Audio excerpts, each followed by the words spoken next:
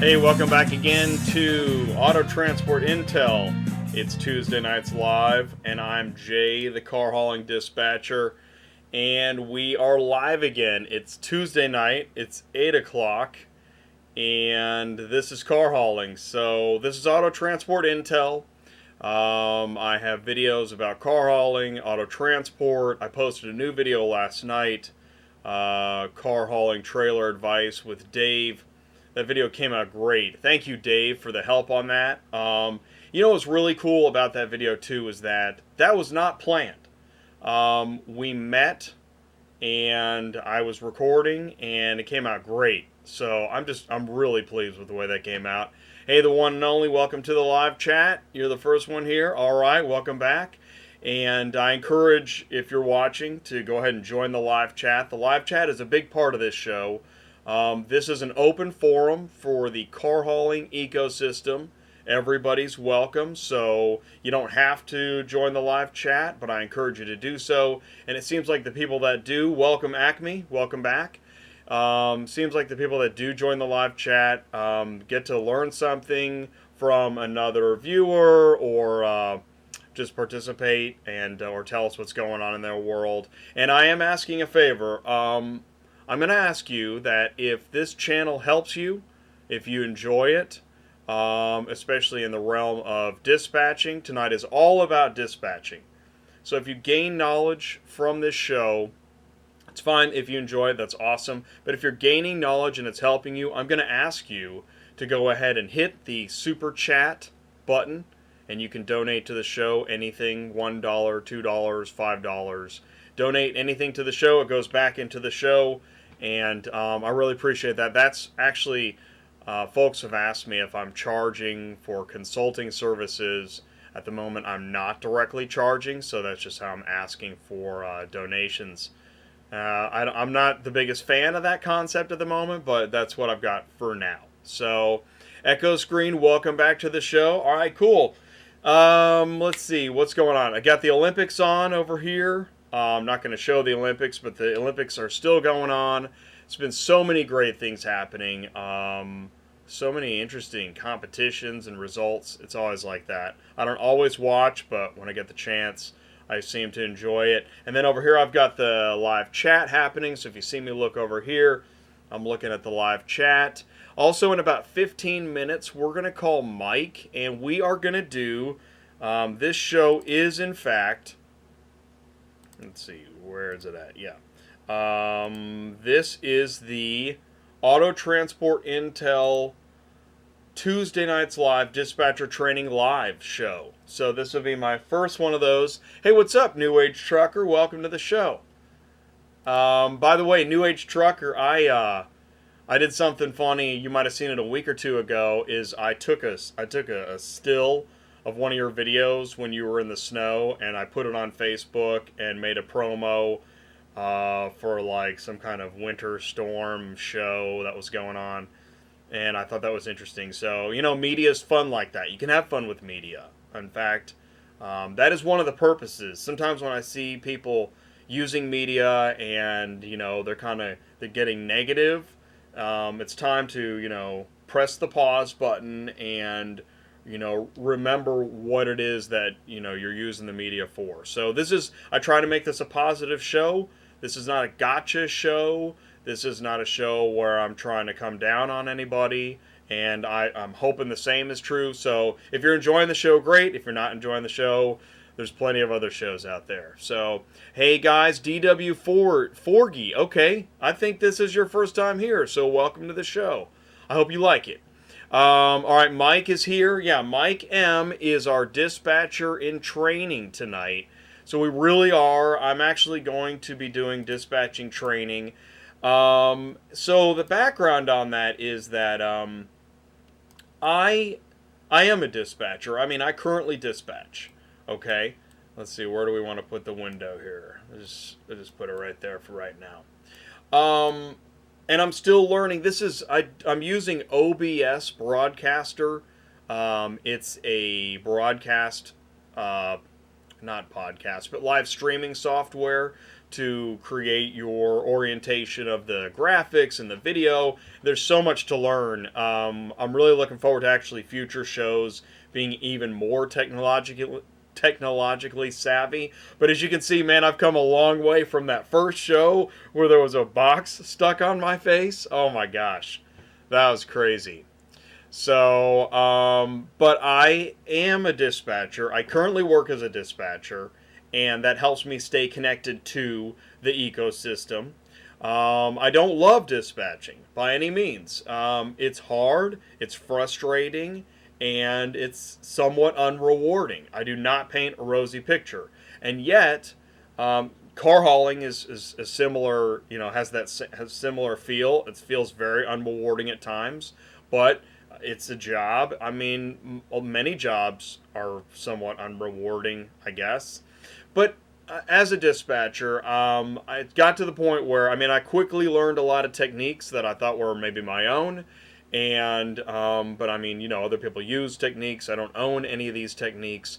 But I began to start to impart my wisdom on other dispatchers. And before I knew it, I was training dispatchers. So I've kind of created my own rough outline of how to train a dispatcher, and so I'm going to start sharing that tonight. Let's see here. Hey, Cassidy, welcome to the show. Kevin, thank you for the likes on Facebook, man. I really appreciate it. I finally made it to the live show. That's awesome. And I think you just posted a comment about the 4-car trailer, I believe that was. And it's cool to see car haulers with great information, and when I can help them get the information out. And that's actually what Facebook News is about. We're going to get to Facebook News here in just a minute. And I'm glad you think that this is a great subject. Actually, it's a challenging subject. It's a boring subject. I'm about to go into a really boring show. Now, I hope it's not boring, but if you get bored and you go do something else and you watch the Olympics, I get it, man. No problem. The company I work for has a producer coming this week about a reality TV show, and I have to meet them Thursday, but I can't say much more. Yeah, good luck on that. That is awesome. That is awesome. And if you strike gold with that, tell them about Auto Transport Intel, because I'm looking to turn this into an absolute future. I also have my longest background is in media. I love media. And I've been involved with media, 2018? So I was in Hollywood in '98. That was 20 years ago. Man, a lot has changed since then. But the passion is still the same. So, all right, let's do some Facebook news, and then we'll talk more about dispatching. I love Facebook news. I should have like a jingle, like a Facebook news jingle. So let's see here. All right. One of the funny things that let's move this window. And if I leave a window in the wrong place, you can text me, put it in the chat. You can email me, autotransportintel@gmail.com. Text me. Well, I guess you can't text me right now, but you can email me. You can email me, and you can put it in the chat. All right, so send it is something that the guys say all the time. I love it, man. And, that load doesn't look real good, but, man, send it. Why not? All right. Let's go to the next one. Beating a dead horse, Jay. Okay, yeah, this is how, you put a sign up that says no.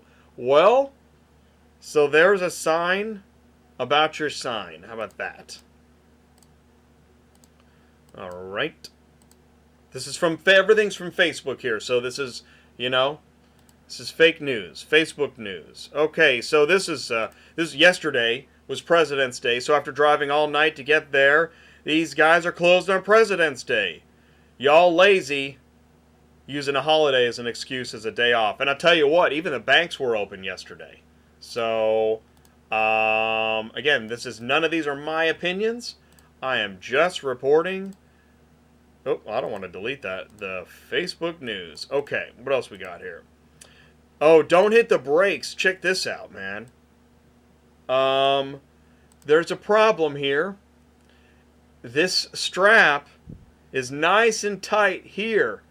But if you are going fast and you hit the brakes, man, I've seen a YouTube video about I don't know, I think it was in a foreign location, but the load went shooting through the cab into the street.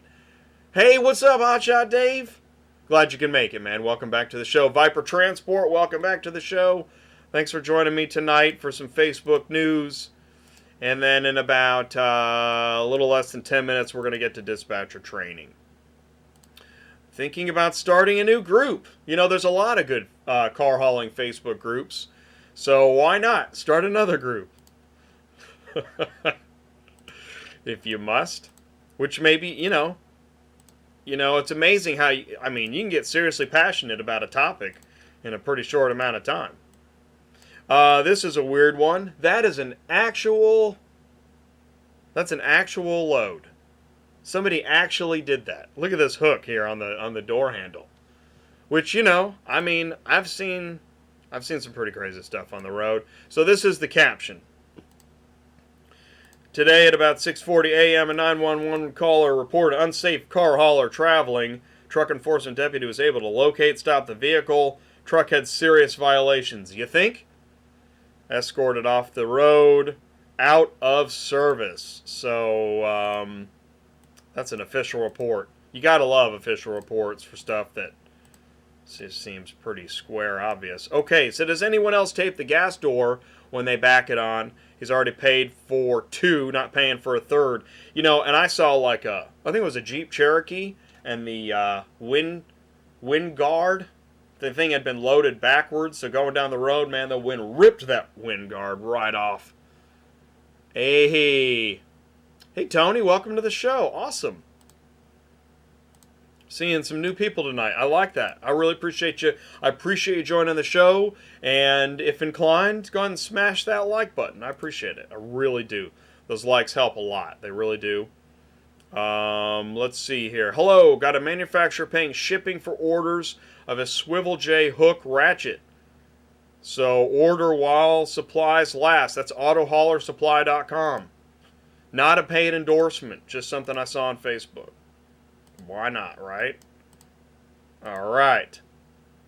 Okay. Oh, this guy, he wants to give a shout out to somebody, I guess, helped him around his way around this new 5-car hauler setup he's got. And this guy spent a couple hours with him, helping him, learn how to load it. And, that's I think that's the Sun Country. Tell me if I'm wrong. And, hey, Big Papa. What's new out there? I don't know, man. We're in Facebook news. That's what's new. You're on Facebook. We're all on Facebook, man. We see the craziest stuff on Facebook. Got 5 more minutes till dispatcher training. So, it's cool to, car haulers really help each other out. Sometimes it's the opposite, but, to each his own. Just a quick update, there's a PSA for you guys. The scale north and southbound in Palm Coast on US 1 is still closed. So this is the scale that is parallel to the big scale on 95. And to bypass the scale on 95, get off at US 1 at about the 300-mile marker. And it dumps back out at the Loves. See, there's a car hauler helping you out. Well, a car hauler, freight hauler. I think that's a car hauler. I'm going to go with car hauler. Hey, what do you guys think about the 79 white Freightliner, all fixed up? Because people are looking at older trucks now, right? With the ELD, which somebody was saying, even though you have if you have a pre-2000 engine and you don't need the ELD, what happens when they cut that loophole? I don't know. It's a thought. But, having an older truck is cool too, so... that's real. And as I get further into the Facebook news, we're going to start, as a dispatcher, I want you to start thinking about some of the stuff I show, because as a guy sitting in an office, you're not thinking about that bridge, okay? But that driver is. And you send that driver into downtown Chicago thinking that this one pick, one drop is going to be great. Think again. Here's a stolen truck. I hate these. This seems to happen all the time now. Now, I don't think it's a stolen car hauler. I think it's a stolen load, right? Like a truck was stolen, and then the dealer's auto auction, so maybe they put a car out. I don't know what the circumstances are, but theft really screws things up for car haulers. Car theft, trailer theft, theft at a Mannheim, it's all bad. Freaking thieves, man. Oh, this is a list of parking tickets. This guy says that you gotta love highway patrol in California. Even though his truck is governed at 64, the police officer put down 73, third speeding ticket. He might have to retire from trucking. Oh, I mixed ticket and trucking, and I got truck it.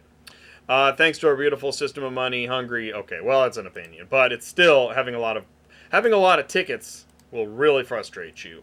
In fact, this is shared from another driver. Watch your back at the Pilot in Wildwood, Georgia. There's a DOT officer watching the fuel pumps. Really? He is timing how long it takes you to fuel. He wants to catch you leaving before 15 minutes and get you for falsifying your logs. He's also watching the scale. So I'm glad we don't have the name, because I mean you can't prove that. This is all hearsay, but it's interesting to think about. So I mean, take a look around when you're at the Pilot, see if anybody's, paying close attention to you. Something to think about. Okay, and we got looking for new insurance ASAP. Progressive just hit me with a $34K on my renewal. Ouch. You hear about that a lot. That's another thing as a dispatcher. You got to think about the insurance these guys pay. Love the old cab overs. Yeah, man.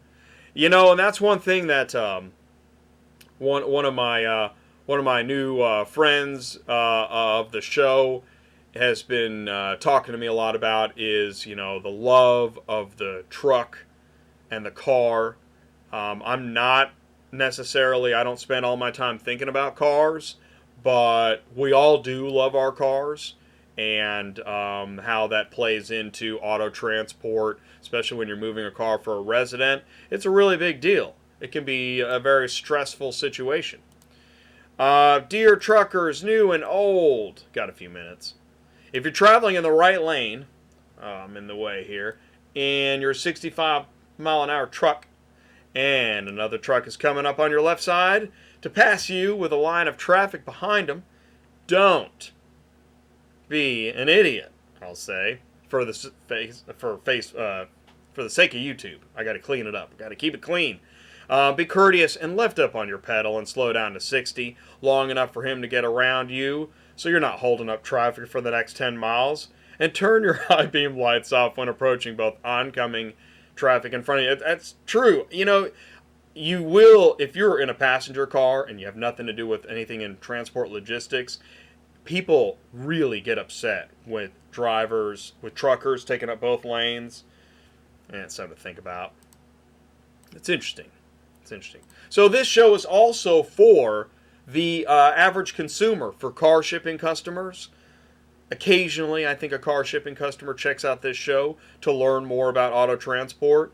And so hopefully, the teaching can go in both directions. Saw that today also in Hotshot. 4 states just cut out funding trying to shut down. Yeah, so it is really interesting. I heard a guy say that it's up to 7 states now. And I'll tell you what makes me laugh is there are still guys trying to suggest that ELDs are great for trucking.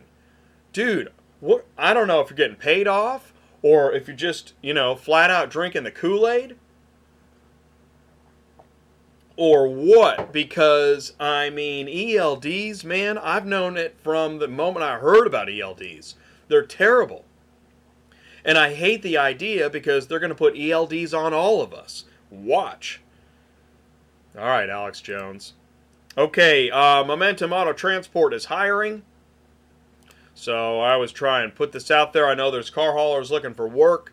Seems like I see ads in Facebook all the time of potential work. I don't know if it's a good deal or not, but it's a deal. And now here's some dispatcher training stuff. All right, what's wrong with this load? What's wrong with this load? Let's see here. Let me zoom in there. Okay. Pick up in Oklahoma, deliver in Maryland. 11 vehicles, one pick, one drop, pays $550 COD. What's wrong with this load? Okay, it's misposted. It's either, it's not 11 vehicles, it's probably one vehicle, and they mistyped 11. Or it's 11 vehicles, and it should be 5,500. So this is a typo. All right, that's my belief. As we head into Mike, we're going to just kind of do a soft approach into. I'll get you on the phone here in a minute. This is a soft approach into dispatcher training. If you've never looked at load boards before, we're going to look at a couple loads. Just this is what the load board listings look like, right? Anyways, I think that's a typo. Now let's look at a non-typo. Here we go. This guy called this load, and here's an example too. The call was made by one of the drivers asking about moving a vehicle for this broker. The driver asked if he could do any better on the price. Do you have any room on the rate? Can you pay a little more? The guy on the other end, apparently, allegedly, proceeded to chew my driver about asking for more money. I've had that happen to me, so I'm going to go ahead and believe that did happen. The driver apologized and hung up. I hope that as many car transporters see this and blow his phone up wanting more money. Okay, I'm not going to call. I'm not asking anybody to call. But here's the example, okay? You got Kansas City to Mississippi, near Memphis, 275. What is that, 57 cents a mile? It's pretty blurry. A Lincoln MKZ. That's not egregious. But, there's nothing wrong with asking for more money. It's not like it's paying $1 a mile. Now, the guy might say, well, it's COD, easy peasy, sweet old lady, all the wonderful fancy language. But, there's nothing wrong with asking for more money. And if it's not going to work out, just say no. Doesn't have to be a cuss-up storm. I don't think I've ever said cuss-up storm before. So, let's see here. Okay, try to fill 2 spots in my 5 car. Oh, here we go. This has totally happened to me. I see 2 units going my direction. I call, and there's a 4-hour marathon that begins of paperwork. No doubt. Everybody knows how this goes. Anybody who's been on the road long enough knows how this goes. If you're eating off the load boards, that is.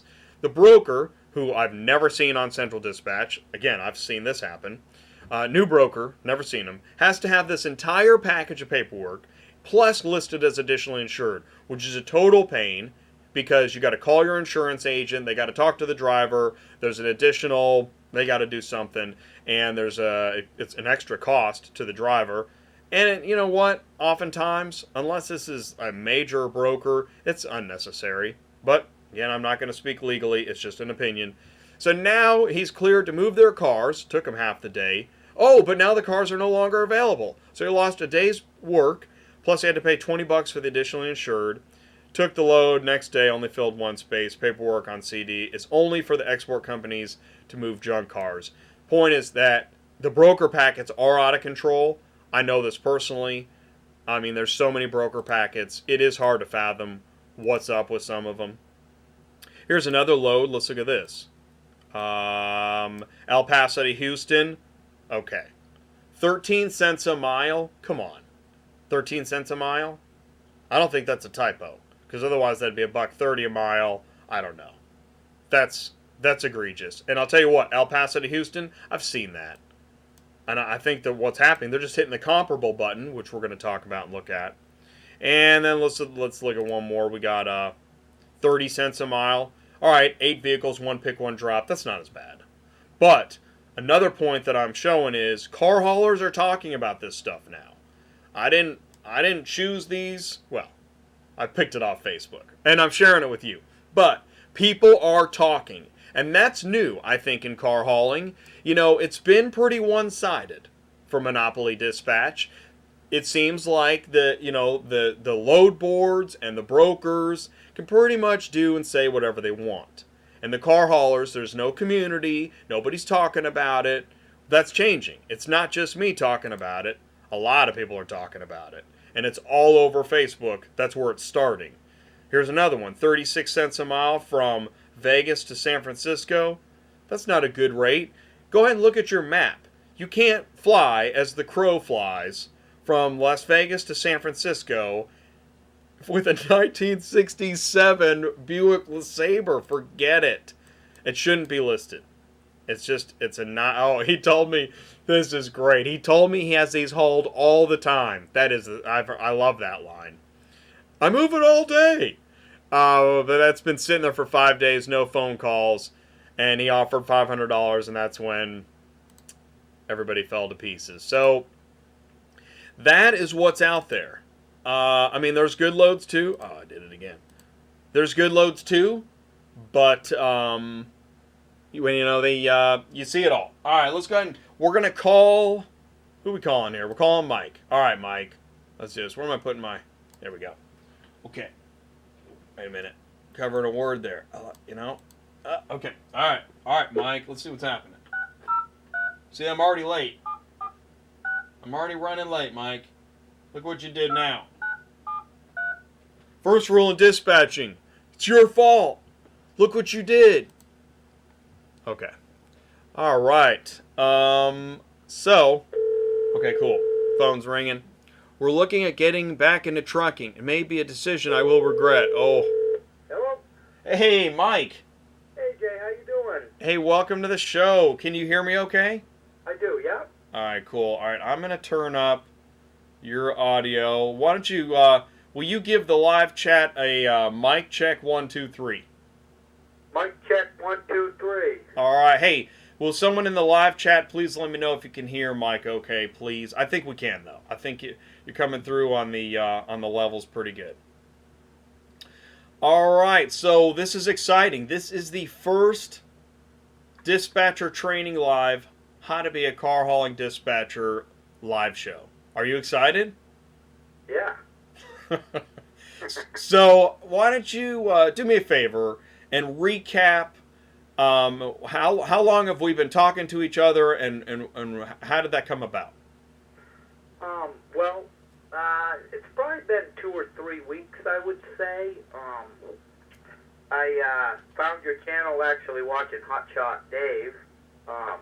He's got a lot of great info as well.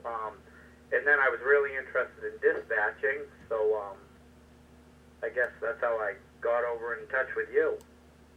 All right, cool. And now, where does that interest generate from? I mean, how do you know about car hauling? Do you know a car hauler? How did that come about? I actually don't. I looked at dispatching training for just general freight, and once I seen about car hauling, I was like, wow, this could be maybe a lot more interesting. It's dealing with one, like just cars instead of all over the place with freight, you know? True. And I'm trying to think of, there was a freight broker, and he had a live show right after the new year. I watched some of his live show, and he was giving away some freight broker training classes. It seemed really interesting to me. And now you did learn some about freight brokering, correct? Yes, I did. Yeah. Okay, all right. But as far as car hauling training, you don't have any yet. No. All right. So like a magician on stage, nothing up my sleeve. You literally don't have any car hauling training, right? Correct. Okay. And you had asked me if, and it's interesting, I now get every week, I think on average, at least one person asking me for either from 0 to 60 car hauling training or more car hauling training, something like that. And so that's why I decided to finally, my knowledge in this area, I think I told you, I trained a couple dispatchers. Gosh, that was a few years ago, I think. Right, yeah. So, all right, well, what I did to expedite the process is I created a spreadsheet. This is going to get crazy. Yeah. Can you see this on your screen? And like I said, there's a approximately 7-second delay from when you hear my voice on the phone to when you see the screen, because it has to go from my broadcast software to my laptop through the camera, up into YouTube, across the internet, and into your computer. Yep. All right, so I think you can now see the spreadsheet on your screen. Mm-hmm. All right, cool. So what I did was I went into Google Drive. Now I'm at 8:30, so I need to pick up the pace. We're going to go about 1 hour. So if anybody needs to take their ELD break, now is a good time. All right, so here we go. All right, dispatch workspace orientation. Okay, so the number one thing to start with is you got to have the right tools to be ready to be a dispatcher. So I say you got to have a fast computer. I say that you should have 2 monitors.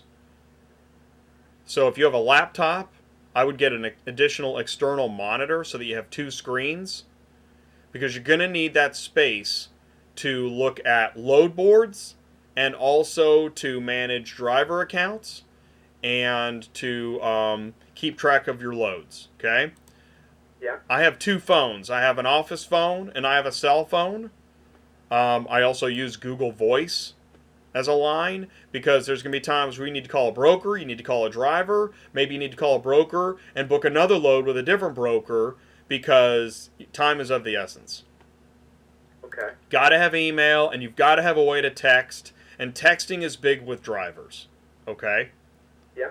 All right, because they're driving, sometimes well, let me say this. It's not that you're texting them all day, but just to give them bursts of information, so that you're not sitting on the phone all day. And this is also where car hauling software is helpful. And let me say this too. This outline that I'm going through, I have left a lot of stuff off of this, because literally I'm hoping to be able to just cover these basics in an hour. My dispatch training course that I used to give was somewhere between 7 and 10 hours. It's just a lot of time. All right, so you've got to be familiar with your map at all times. I have a map on the wall behind me, and I'm looking at Google Maps all the time. If you don't know where something is, check the map. If you don't know where the driver's going to be driving, check the map. Know your interstates and know your cities, and know the U.S. map. You have to. Also have some additional browsers. So I have Microsoft Opera, and I have Mozilla Firefox, so that I can look at different driver accounts without messing up the account that I'm looking at. Okay. Something to think about, all right? So right there, just on the first row of PC tools, I've given several recommendations that those are the things that I do, and it really helps me stay on top of my game. Yeah. All right. Number 2, you got to have a spreadsheet so you can organize your information. Google Chrome is popular everywhere. I highly recommend you do everything in Google Chrome. If you don't use Google Chrome, I actually don't know what you're using. I don't know how that happened, but it seems like Google Chrome is just everywhere, and it's like the number 1 browser. Right, yeah. It's the central dispatch of browsers. Okay. All right, and then within Google Chrome, you want to have a Gmail account. You want to use Google Drive to keep track of some of your information. And you're going to start to organize company information, driver information, contact information, login info, and then you're going to use I recommend using Google Drive or another spreadsheet tool to begin to create your dispatch spreadsheets. And you can use this model here, where you have in columns the company, the driver, the capacity of the trailer, pickup location. Each row is a load. So this is load 1. Load 2, load 3. Each load is a vehicle, okay? Yeah. So let's say it's a 3-car trailer. I have literally, in these 3 rows, this is the first leg of his trip. And because I know he's a 3-car trailer, I say he's picking up in Nashville. He's going to pick up, let's say, tomorrow the 21st. He's going to deliver in Atlanta. He's gonna, and I misspelled it, and I don't care, because I'm a dispatcher. I'm just kidding. Alright, and we've got a Toyota Avalon, and so you see what I'm saying. It's 1 Toyota Avalon, paying $250, and the broker is Joe's, okay? Yeah. And that's how you keep track of your loads. And that's also important because that's how you're going to keep track of how you get paid for your loads, which we're going to talk about here in a second.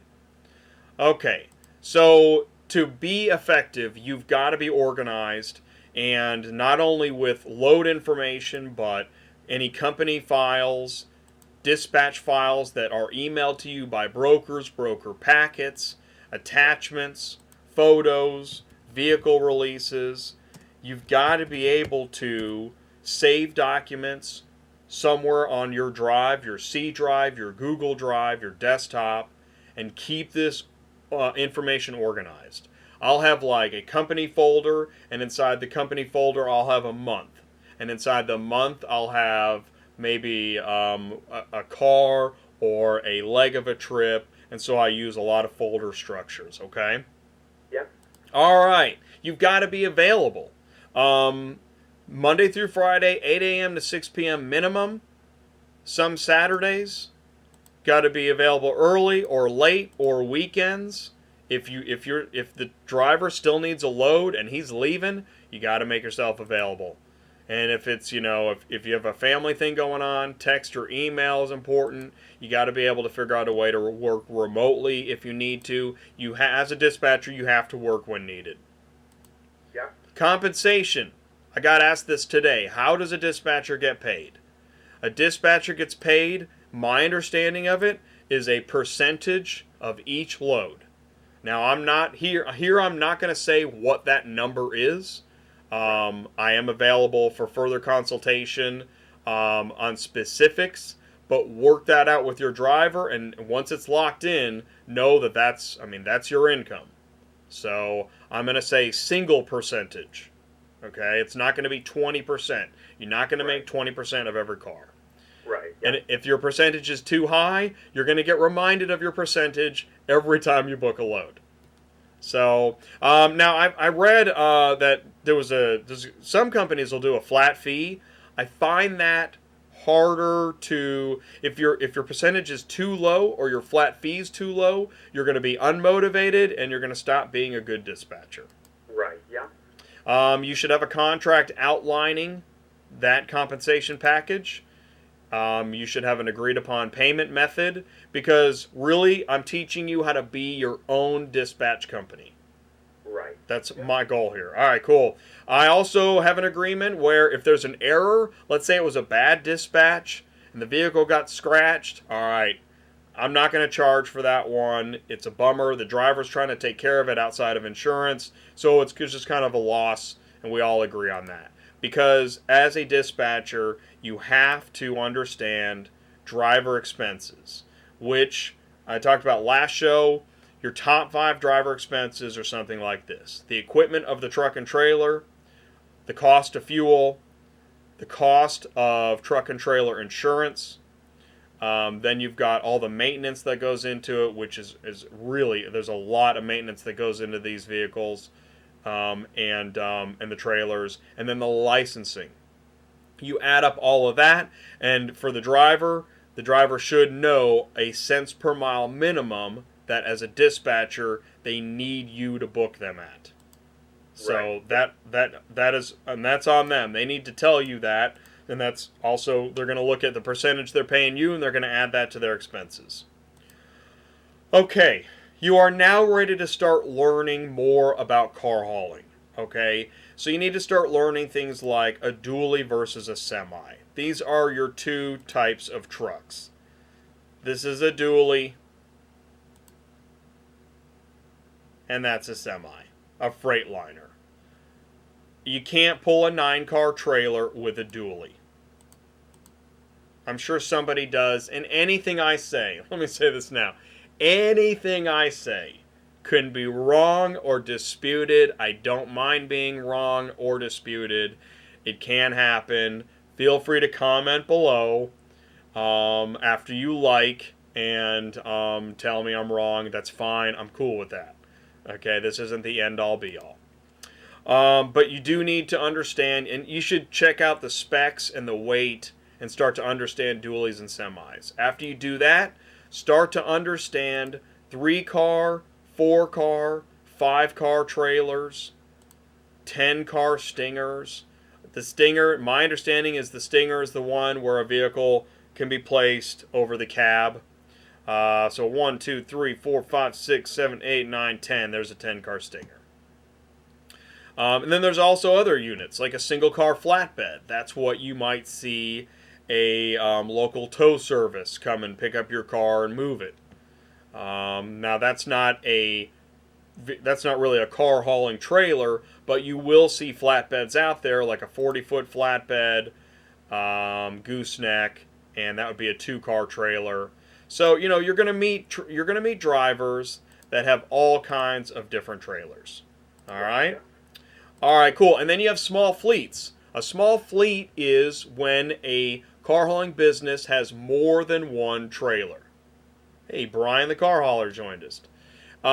So you might have a situation where one of the drivers drives a single car and picks up cars at residences or wherever, brings them back to the holding yard, and then the 10-car loads up and then does the over-the-road hauling.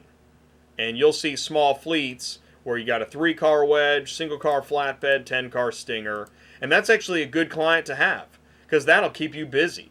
That is as a starting dispatcher, you're looking for my recommendation, get a 3-car wedge client, 3 or 4-car. You don't want to start with a 10-car. That's too big. In fact, personally, I don't like booking for 10 cars because I eat off of load boards, and it's very hard to fill a 10-car off of a load board. That's more for like a broker with full loads. I specialize in 3, 4, and 5-car trailers. Okay? Okay, yeah. Cool. All right. Now, you need to start understand how to find the dimensions and specs of vehicles. Because as you go to book cars, you've got to understand that the length of each car, the curb weight, the height, affects how that's going to get loaded on the trailer, where it's going to get loaded. If you've got anything bigger than a 3-car, then you've got a belly spot. You can't fit a tall van or a truck in the belly spot of all car trailers. Some you can, some you can't. And this is where really, and I put this back when you're doing the compensation, this is where get used to talking to your driver a lot, especially in the beginning. And it's good to create a driver profile. I'm going to add this here. Create a driver profile and keep it handy so that you can go back and look at it. The driver, if he says, I hate Copart, make a note of that. Because it's gonna come up later. You're going to go to book a car at a Copart. I haven't talked about Copart yet, but there's some things you need to know. If he has a winch, if he has a Twick, so we're going to get to that in a second too. But you need to start to understand cars. And how do you find the dimensions of cars? You can Google everything, which is awesome. And I Googled Toyota Avalon dimensions, and look, it just pops right up. Now, one of the things that's funny is everything's in inches, and so you're going to have to do the calculation. Go ahead and pull up your calculator, 195 divided by 12 to find it in feet, because basically the length of your car hauling trailer is about 50 foot. Now, you can have a little bit of overhang, but don't do anything crazy. And if you are going to overhang, talk to your driver. And you might even want to put a note at the top of your desk. Talk to your driver. Always talk to your driver. I'm going to write that. Talk to your driver. Because the day you don't talk to your driver is the day that there might be a problem. You should expect to talk to your driver at least once a day. Okay, but not all day. You can't stay on the phone for an hour. It's almost like the rule that what is this? Big Papa, look up my. Oh yeah, you can do that. Cool, Hotshot Dave. Yeah, 2 feet overhang preferred. There's Hotshot Dave. Thank you, Hotshot Dave. Yeah, exactly. And that's kind of what I thought. But, man, and I have blown, I'll tell you what, that's one of the reasons why I'm so fit to give this training is that I have blown probably every single rule on here. I have overbooked trailers. I have screwed up the belly spot. I've screwed up the overhang.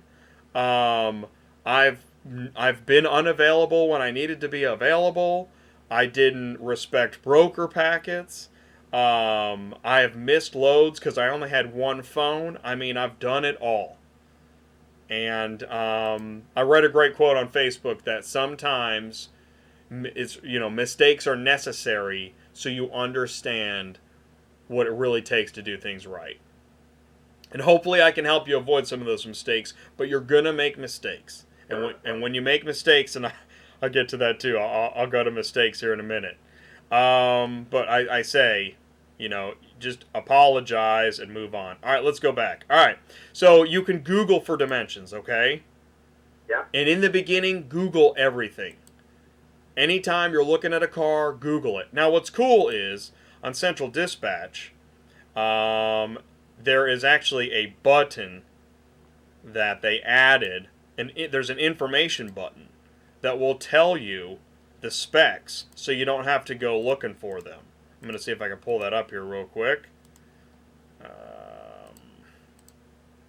And by no means do I expect to get through dispatcher training in one live session. That'd be impossible. Right. Yeah. But this is the beginning. Okay, so I'm doing search results. All right, here there's an eye icon. But it doesn't always work. And sometimes it doesn't have all the correct information, allegedly. But you got length, height, width, curb weight. The width won't come into play very often, although it can be important. But really the length, number one criteria, height, number one criteria for the belly, and then your curb weight because your driver has a GVWR. We're going to get into that in a second. All right, so that's how you can learn about cars when you are booking. And not only talk to your driver, talk to other drivers, talk to anybody about trucks and trailers, about car hauling routes, about trip habits. And when you're talking to your driver, ask about his habits. What routes does he prefer? What are his preferences? What about what kind of family situation? Does he have to be home every night, every 3 nights, every weekend, every 2 weeks? What are his plans and goals? That's a big part of it. And then I'll understand if there's any special circumstances. Can you do in-ops, run and drive only? Can you get a no-key car? Can you go to ports? What do you think of auctions? Are you looking for overnight drops, terminals, cash only? You will find drivers that are COD only. Man, that is a really tough gig. Because every constraint, and that's the problem, even though I'm saying ask about the preferences, I don't recommend these preferences. Every constraint that you get from a driver is a load you can't book. And if you feel like the driver you're talking to has painted you into such a box that the expectations are unrealistic, pass. Okay? I mean, that's part of this, is that as a serious dispatcher, there will be a time where you say, no thank you, I cannot dispatch for you. And that, okay, I mean, that is going to happen. Hey, Truck and Travel, welcome to the channel. I'm in dispatcher training right now, so I hope I don't bore you too much. But, and there'll be a driver that says, I can't believe you said that. Well, no, I don't think there will be. Because it goes both ways. This is, if you're going to have a serious business relationship, you need a driver that you can work with, that you feel like is going to make money. Because if your driver isn't going to make money, you're not going to make money. Right, yeah. And if you think you can't book that driver, don't take it. That 10-car stinger calls you, you know what? I don't know. I might be in over my head. Right? Just be honest. You got to be honest. And that's one of the things about auto transport is, man, there's just so much cut and dry facts, information, and if you can't communicate. And that's another thing too. I've tried to work for a couple car haulers that we didn't even really speak the same language. It was so difficult, I couldn't do it. And there's bilingual dispatchers out there, so Yeah. Don't be afraid to just give a referral. Now, what's a manageable number of trucks to dispatch? I'm glad you asked me that. I'm going to say 3 to 5. If you're a full-time dispatcher, 5 is going to be your limit. In freight, it's more like 15 or 20. Right. Freight isn't anything like car hauling. Okay. Yeah.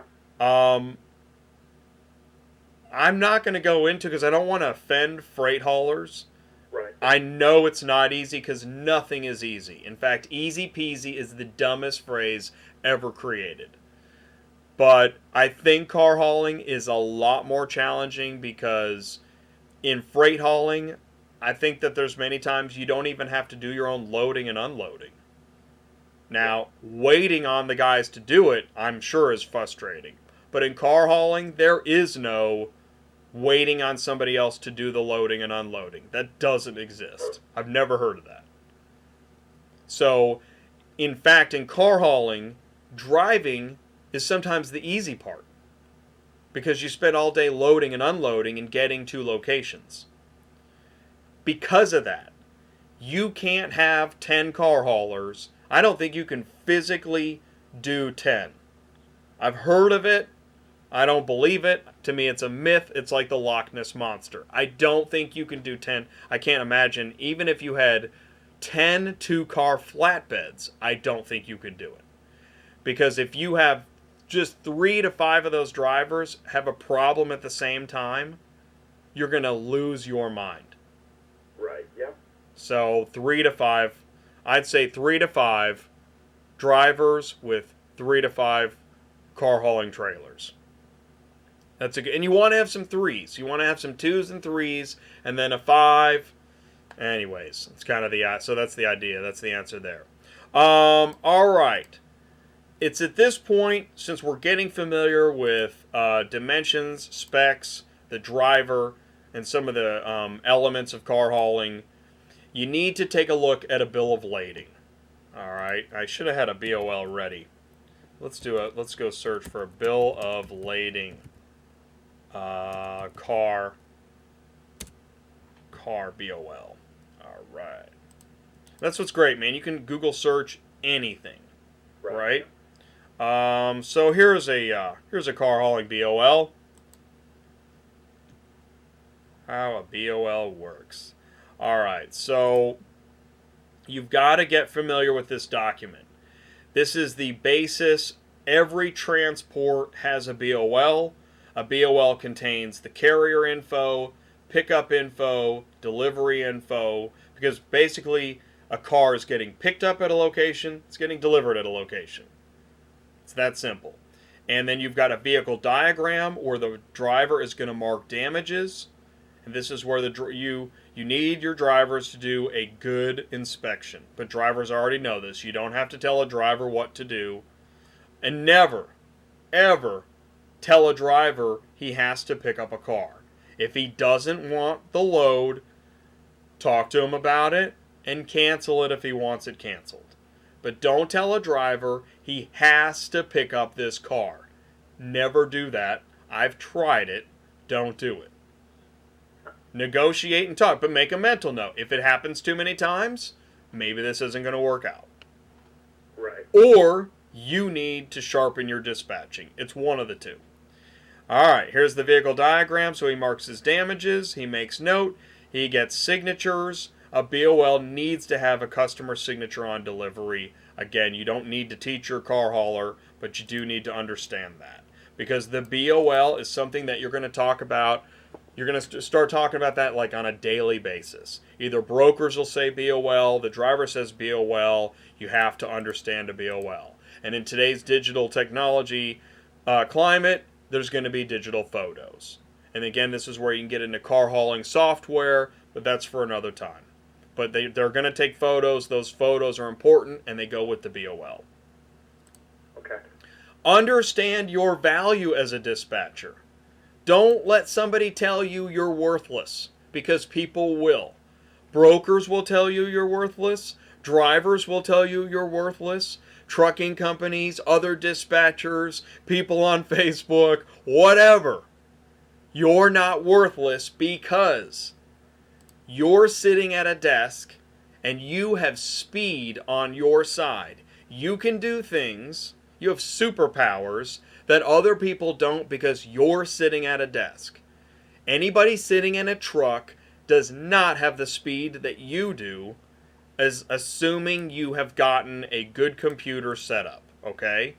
Right. You've got speed and you've got time.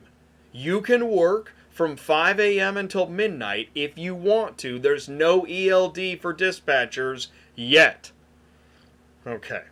You have ability. Because as you do these things, you're going to get better and better at this. You can make phone calls.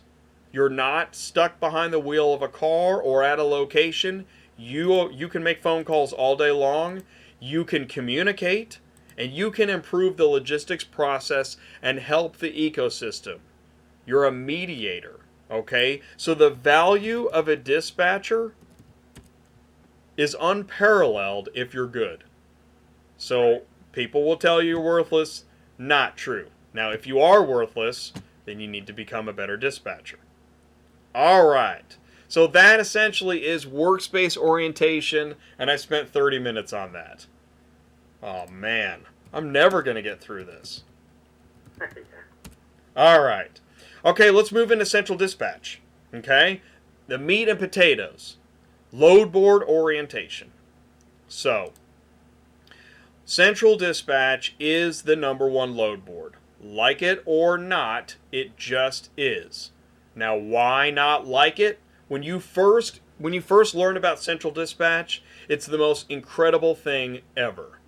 Like when you learn about eBay or Amazon or maybe you can say Facebook, it's incredible because you can find loads anywhere.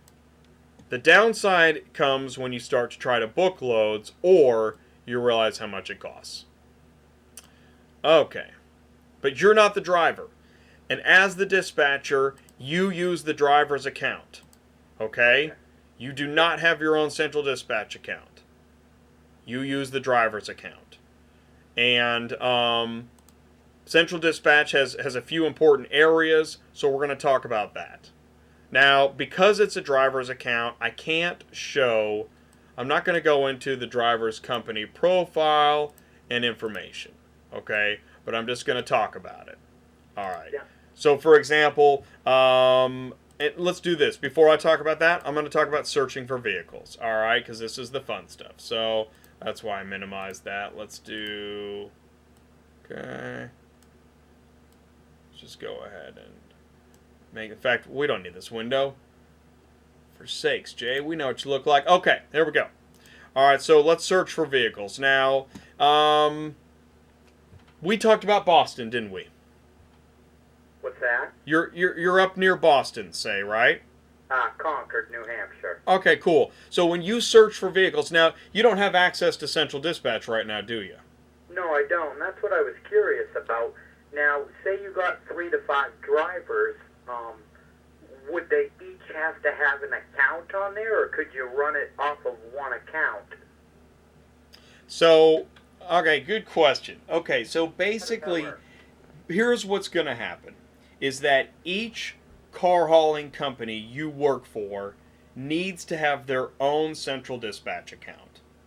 Okay, yeah. Okay, there's a few reasons why. Okay, so number one is that a lot of brokers are going to dispatch loads. Well, that's interesting how the lighting changes. Sorry, I was looking at my camera there. Interesting. So when you book a load, oftentimes a lot of brokers are going to send that load over on central dispatch. And when they send it over, oh, I see why, because of the background. When they send the load over to the driver, they're going to send it over on central. Kind of like, when you bid on when you bid on something on eBay, all of it happens through eBay. Right. Okay, so they're going to send the load over on central, so you couldn't have 2 drivers in the same account, because that wouldn't make any sense. Okay. So each driver has their own central dispatch account. The loads come over on central dispatch, and that's where you get and keep the information. Now you can bring the information off of central with car hauling software, or send an email or a text or put it on a spreadsheet, but usually the information is on central dispatch. Okay. So you're in a difficult position because you can't look at central dispatch, which is actually, again, one of the reasons why I make these videos, so you can see central dispatch without having an account. Okay. Right? Because I can teach you basic understanding of central dispatch, but you can't use it yourself because you don't have access to an account. And that's not something I can give you. Only a driver can give you access to their account. Right. Which would be interesting if, it'd be cool if there was a driver that was able to grant access somehow. That would be interesting. I don't know. I wonder if Central Dispatch could have like a kiddie pool where you could learn how to use it without having to pay for it. That'd be interesting. Right. But it doesn't exist, and I don't know who's going to contact Cox Automotive with that idea, but it sure would be interesting. Yeah. But so let's do a search. So you can see the screen, right? Yeah. All right, so this essentially, as day one as a dispatcher, this is what you're going to do. You're going to sit at Central Dispatch. Oh, Hotshot Dave says he'll help you out. Man, Hotshot Dave, dude. Yeah. Dude, that's awesome, man. You know what, Hotshot? That's a great idea. So let's talk after the show, and I'll put you in touch with Mike, and that would be amazing. Because that's not something I can do. I don't have a Central Dispatch account, but Hotshot Dave said he will. Thank you, Hotshot Dave. I'm gonna give you a. That's the least I can do. There we go. I'm gonna give you a siren and a Kool-Aid. Which on Auto Transport Intel is about as good as it gets, I guess. Since I don't have any merch. Message read. Okay. Alright, so when you're on Central Dispatch, you can either do a region search where you choose by state. So like I could choose Massachusetts. Right? And let's say you've got a driver, let's say you've got a 3-car wedge, and he's near you, and he wants to go to Michigan. Okay? That's a pretty common route. So let's pull up our map here, by the way. And this is where, like, when you start day one as a dispatcher, you literally start looking at a map, and you start looking at Central Dispatch. Yeah. So here we go. All right. Boston to Detroit. That's a pretty common route. And so we're going to see if we can book Boston to Detroit. So we look at the map. All right, so we got Massachusetts. That's a pretty big state. I don't think we need to look outside of Massachusetts for a load. I mean, we could look at Rhode Island. We could look at Rhode Island, and we could look at Connecticut. But why would anybody, if they live in Boston, why would they drive to Connecticut to pick up a car? Right. That wouldn't make sense. So they really want to pick up in Boston. The driver's going to want to pick up 3 in Boston, and he's going to want to drop 3 in Detroit. He's not going to want to drop in Toledo and Kalamazoo and Flint because he's driving all over the place. So we're just going to do this. Instead of doing Massachusetts to Michigan and seeing all those other cities we don't want to see, we're going to do a city search. We're going to do Boston, and you got to choose the state. And it's a little wonky. I'm just going to say this. This search screen is a little wonky. All right, like I'll show you the wonkiness in a little bit. So if it acts weird, it's okay. That's the way it acts. All right, so Boston, Massachusetts, I'm going to choose a 50-mile radius. I could do a 25-mile radius. And I could do a 100-mile radius. I'm pretty sure my driver doesn't want to drive 80 miles outside of Boston to pick up his first car. All right, 50 miles around Boston, and I'm going to do Detroit as the city, as the delivery city. Detroit, Michigan, 50 miles around Detroit. These are both big cities. He's a 3-car hauler. I'm going to hope for the best. So now I go down to the cargo options. Okay, so that was my search options. Now I'm going to go down to my cargo options. I want all vehicle types. I don't want to just put cars or SUVs. I want to see everything. I want to be able to decide if I don't want it. I don't want to be restricted. Okay, the type of trailer he has. There's open trailers, there's enclosed trailers. This is all open. An enclosed trailer is like a race car trailer. We're not doing that. Okay? Yeah. So you're not doing enclosed trailers. If somebody that calls you, let's say you're new at this and you have somebody ask you if you do enclosed, say no. Okay? Enclosed is hard. It requires a special type of dispatching. Okay? Yeah. All right. We're going to choose, I don't want to see everything, so I'm going to do 1 vehicle to 3 vehicles because this is a 3-car hauler. I want running and non-running because maybe the in-ops will get forklift on. I'm going to do ready within 7 days. You could pick 2 days, you could pick 10 days. I'm just going to do 7. Now, minimum pay per vehicle. Remember how he's got expenses? He doesn't want to haul cars that pay 10 cents a mile.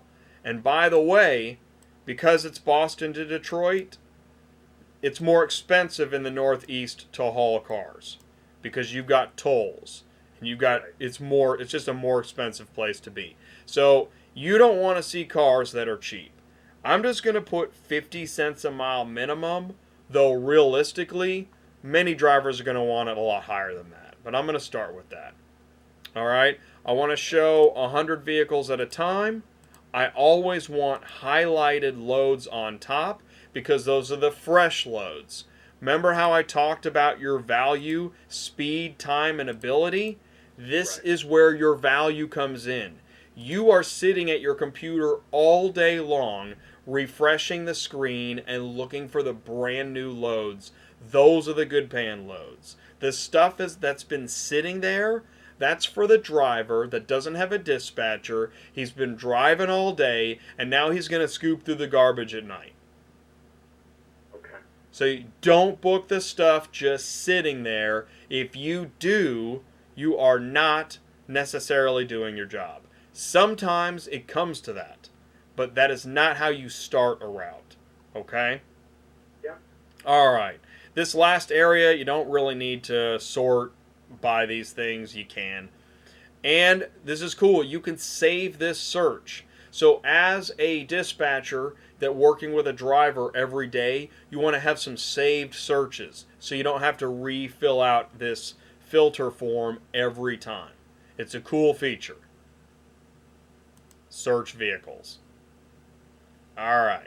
Now I remember, let's see. Okay, so with those filter options, I got 13 results.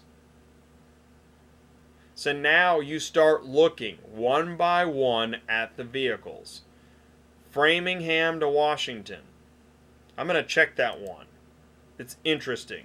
A $450 paying Kia Soul. 66 cents per mile. It's not terrible. Company check. Alright. There's no additional info. Sounds okay, I guess. Alright, let's do... Oh, here's another one to Washington, Michigan.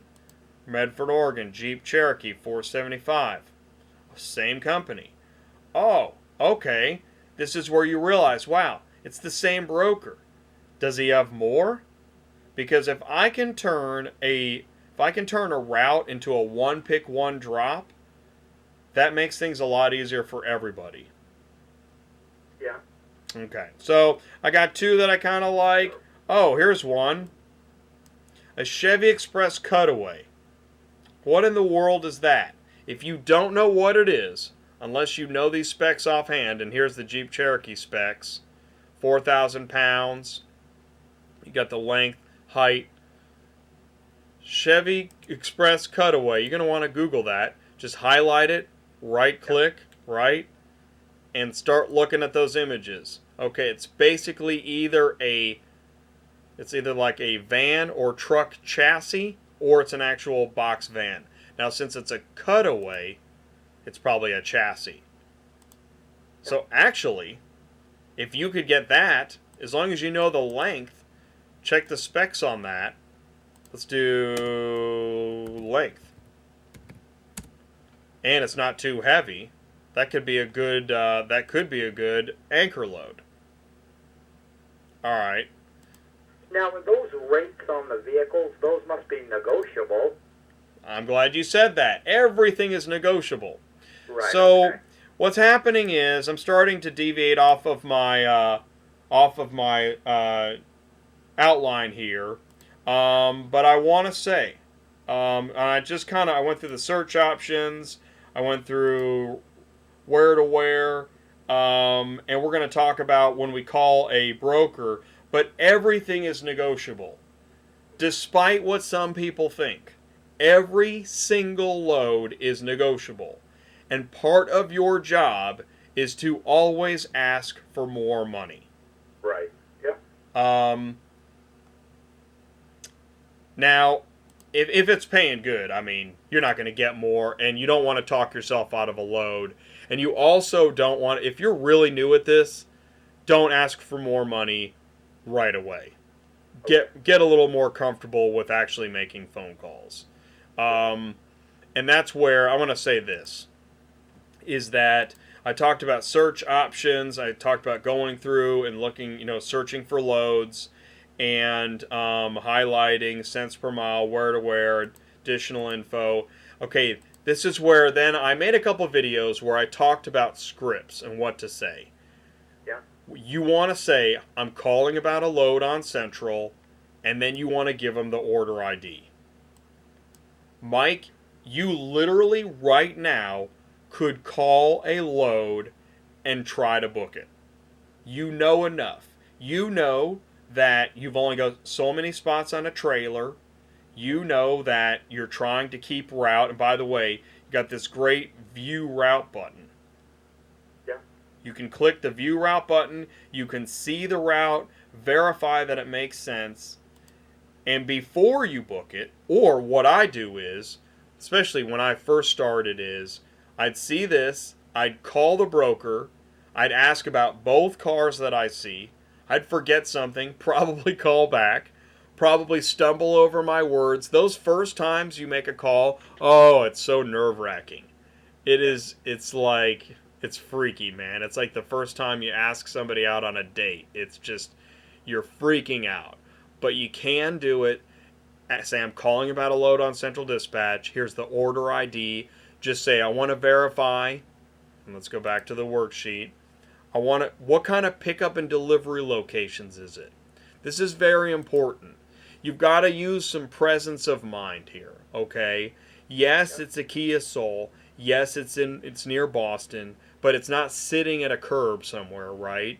It's at a location, which is really what I go into next, is locations. It's either at a dealership, or it's at an auction, it's at a business, it's at a house, it's at a manufacturing plant, port, dock, rail yard, repo yard, salvage auction. There are so many types of locations that once you go to book a couple loads, you realize you're in over your head as far as you don't know about locations, and the broker's going to ask you questions that you don't know what they're talking about.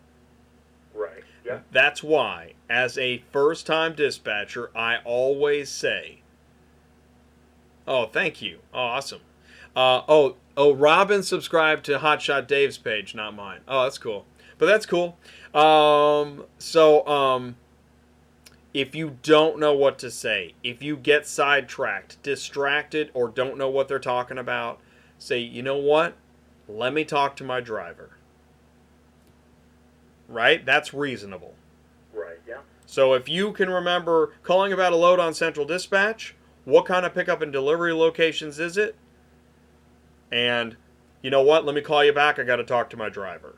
You could do those things, and you can get through calling on your first load.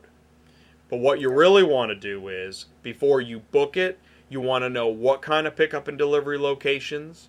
You want to verify the payment terms. Make sure it's ready to go. Make sure it's not ready in a week and you're booking for tomorrow. Right. Yep. There's additional load information. So if I call the main number and it says call or text a different number, that might cost me a few minutes, and that could make all the difference because somebody else could get that load because I didn't realize, oh man, I should have called the other number. And I'm telling you, that's happened to me I don't know how many times. Oh, wow, yeah. Okay. Oh, I hate that. And what's really interesting is, as a savvy dispatcher, click, if you love this car, if somebody posted a Volkswagen Beetle, a used Volkswagen Beetle, from dealer to dealer for $1 a mile, and they're serious, which is does happen, and I realize that some people out there are like, man, I won't do anything for less than that. Okay, but eating off a load board, that is a gold bar, as we say. That thing is going to be gone so fast that what you do is call the main number on one phone, call the additional number on your other phone, click on the company name, and any other phone numbers. If you got, I actually got up from my desk and went to other phones in the office and started dialing on those phones just to clog up the phone line so I could get the load. Oh, wow, yeah. Because if it's that good, that's what it could take.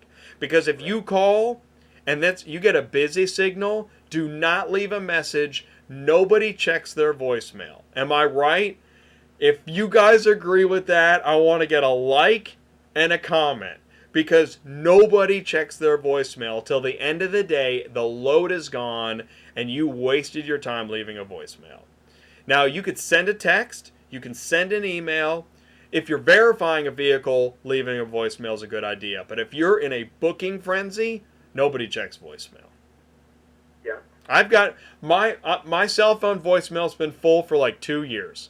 I don't check it. Let's see here. True story. Okay. There are other load boards. What are they? Let's go to my infographic here. I'm so proud of it. Real quick, how's the paperwork process? Oh, yeah. Oh, man. That is a big part of this section. Like certificates of insurance? I mean, do you have to do that on every one? Not every one. No, not every one. And I just want to say this before I lose my thought. You've got Central Dispatch, One Dispatch, which is Ready Logistics. Yeah. Cars Arrive Network. Those are the top three. Central, One Dispatch, Cars Arrive Network. You want all three. Okay? There's also Metrogistics and United Road. Yep. Those are not in the top three, but they do exist, and you will want to know how to use them. Reindeer has a load board, so do many other brokers like JMN. Those are not critical load boards, but you've got to have Central, One Dispatch, and Cars Arrive. Okay. If I've offended any companies, brokers, or load boards, I'm sorry. You can send me an email, you can click the like button, leave a comment below, and click the notification bell. Alright, so you asked me a really good question about certificates of insurance. Yeah. Certificates of insurance is literally another section. Now, I put that under, got so much on here, it's crazy. I don't even know if it's on here. But I think I put that, yeah, I did. I put that under what brokers are thinking about. Okay? Let's just talk about that for a second. Okay? And then I'm going to talk about insurance for a second.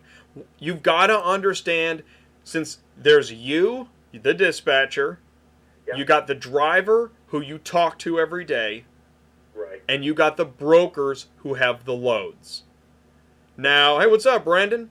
Now, I say this is a little harsh and crazy. Alright, you ready for harsh and crazy? Yeah.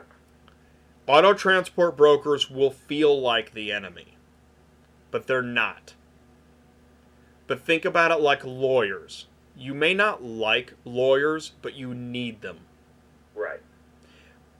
Sorry, brokers, but the thing is, the reason why brokers feel so difficult to work with is they're on the other side of the tennis court, and the ball is the load, and you guys are hitting back and forth. You feel like adversaries, and sometimes brokers are like, this dispatcher sucks. All right, it happens. That's why you want to know what you're talking about, so you're not screwing around wasting their time either. And that includes a broker is going to, if you call about a load, and they're going to say, what's your trucking company? It's a poker game, okay? And right away, they just want to know, what's your deal? Are you real? Because if you're not real, get out of here.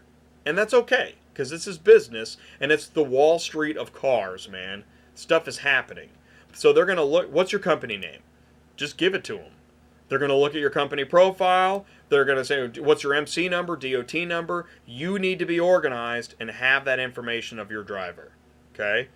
Yeah. Okay, where's your company's insurance? And this gets into, you have to make sure your driver has their document packet on Central Dispatch.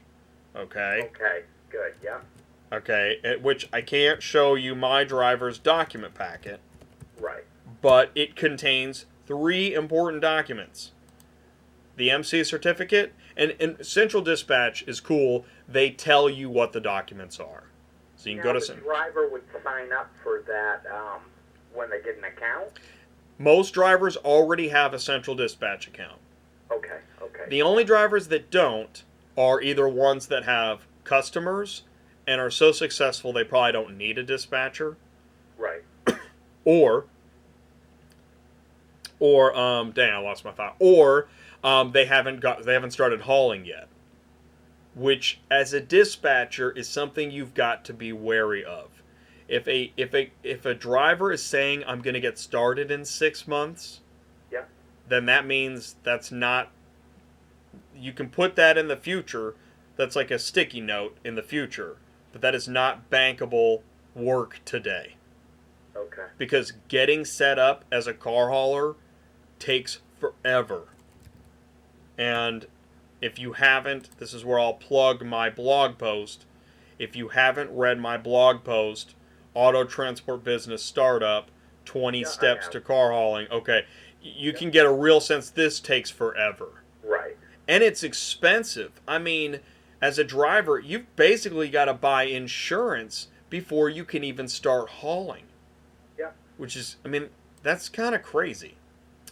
All right, so the document packet on Central Dispatch contains the MC certificate, the MC authority certificate, which is a FMCSA, Federal Motor Carrier Safety Administration document that says that that driver can be on the road doing commerce. Okay? Without an MC authority, you ain't got jack. Okay? Yeah. Updated insurance certificate, they have to have the insurance certificate.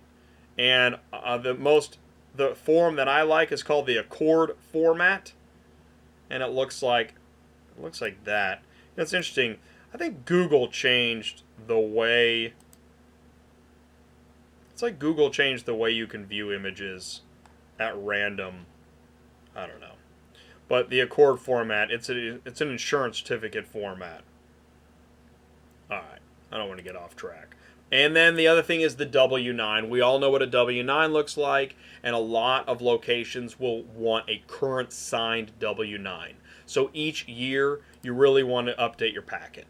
MC authority, updated insurance, current W-9. So the broker's going to say, is your packet online? Because if it's not, now you're just losing time. Okay? Company profile, MC DOT, insurance, equipment, experience, and then ratings. Central Dispatch has a rating system. Now, not all drivers feel like this is worth their while, but brokers will look at it. Brokers are basically looking at you thinking, why shouldn't I use you? What's wrong with you? Okay. I mean, I just said another really unfair thing, but they have to. Because there are companies out there that will book loads and have no business hauling. It's unfair, unfortunately, right? So you're trying to talk them into giving you a load while asking for more money. That's a delicate process. Right. And then they say, well, you got to have a broker packet filled out with us. You got a 10-page thing you got to have signed and sent back in. Man, I hate those. But as a dispatcher with a new car carrier, you're going to run into that. So it is hard to get started as a dispatcher. Now, are you allowed to sign that paperwork on their behalf? I'm glad you asked me that. It has been done. I don't know. I actually don't know the answer to that. I mean, the broker's going to say no. Right. But that has been done, so I've heard. Yeah. Okay. So if you successfully navigate that conversation and they send you a dispatch sheet, you're going to have to know what they sent you. Because what's cool, and you'll see this when you start dispatching, there'll be some loads that you call, and because you said, hi, I'm calling about a load on Central, it's order ID, we'll pick it up tomorrow, here's our company, and they send it right over, and you're like, wow, that's amazing. I did it. I just booked a load. Well, now you've got a dispatch sheet, and you got to know what you're looking at. Because, and I made a video about it, how to read a dispatch sheet, because you're going to look at the broker information, carrier info, order info, vehicle info. You need to verify that the pay rate listed on the dispatch sheet matches what you expected it to be. And then you're going to have to accept the dispatch sheet. Central Dispatch creates a handshake where the broker offers the load, the dispatcher sees the load, accepts the load, and now they have the dispatch sheet. Yep. There are brokers that are going to dispatch off Central. They'll say, what's your email address? Or they need to send you a release. And that gets into the next phase, which is now that you have the dispatch sheet, you need to get the dispatch sheet and call the location right away to begin the next phase of making sure this vehicle is really at that location, that Joe Schmo really is the pickup contact, that's really his phone number, because what happens now is you've gone from, I hope I get this load, to, oh my God, I hope this load exists. Because unfortunately, as a dispatcher, you are now a detective. And I don't know why so many brokers post loads that the information is so messed up. The address is wrong, there's no phone number, it's missing critical information, and now you are the detective. Now, why do they get so much money if they're going to dispatch such crummy loads? I have no idea. Right. But that's the reality. And that's another reason. Oh, cool. Ziggy Keller. Auto Transport Everything. That's another reason why I think that dispatchers are so valuable. Because as a driver bumping down the road, he happened to make a call, got a load, and the information's wrong. How does he have time to do all that detective work? I really don't know. So kudos to the drivers that are able to do that. Some guys actually amaze me with what they're able to do. And finally, you've got to fill that trailer every leg of the route. We know Boston to Detroit. The first thing your driver's going to say is, if you send me to Detroit, is there anything coming back? I hear this all the time, and I say, nope, you're moving to Detroit. When you get there, you're going to sell your truck, and you're moving there. Of course we're going to book you coming back. And the thing is that this is kind of important. Don't book, when you're new, don't book your driver to, like, I don't know, somewhere strange, like Lynchburg, Virginia. Okay, that's not a place you're probably going to reload. Right. Okay, but Atlanta, Georgia, I guarantee you can get reloaded there. You may not enjoy it because you're in traffic all day, but I mean, and so to truly answer that question, instead of being, so smart about it and smug, is that you want to check the backhaul. Now, why Central Dispatch doesn't have a backhaul button, I'll never know. Because, man, that'd be great. But there's no backhaul button. And you know what? Here's an idea, Central. Make the backhaul button and charge $100 a month to have the backhaul button. Why not? I mean, only a few people might be able to cough that up in addition. Do you know what Central Dispatch costs? Anybody? Mike, do you have a guess? Do you know how much it costs per month for a driver to use Central Dispatch? Yeah, it's like 115 or something. What do you think about those apples? Yeah. How much is Amazon per month?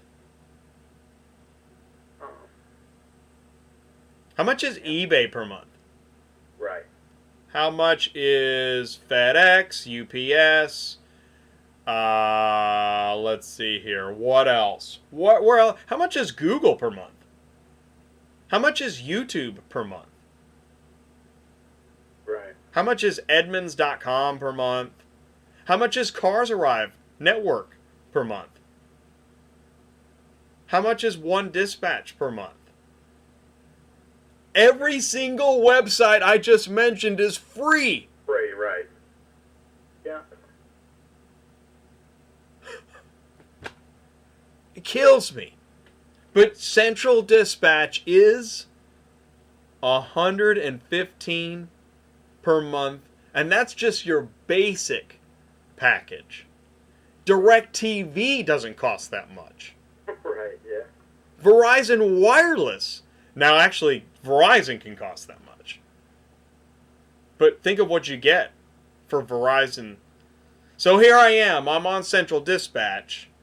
I've been on Central Dispatch for like the past hour, and yet... So that tells you. That's the thing. That's what everybody says. What else are you going to do?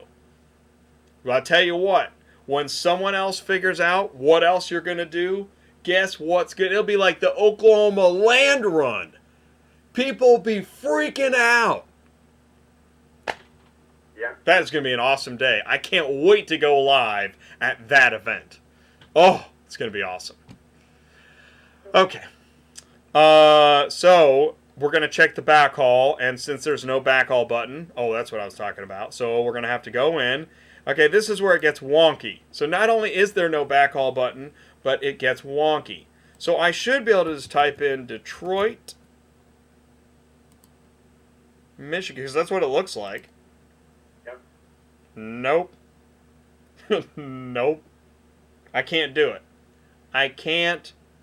So what do? It doesn't tell you what to do. All right, well, Jay the car hauling dispatcher is here to tell you what to do.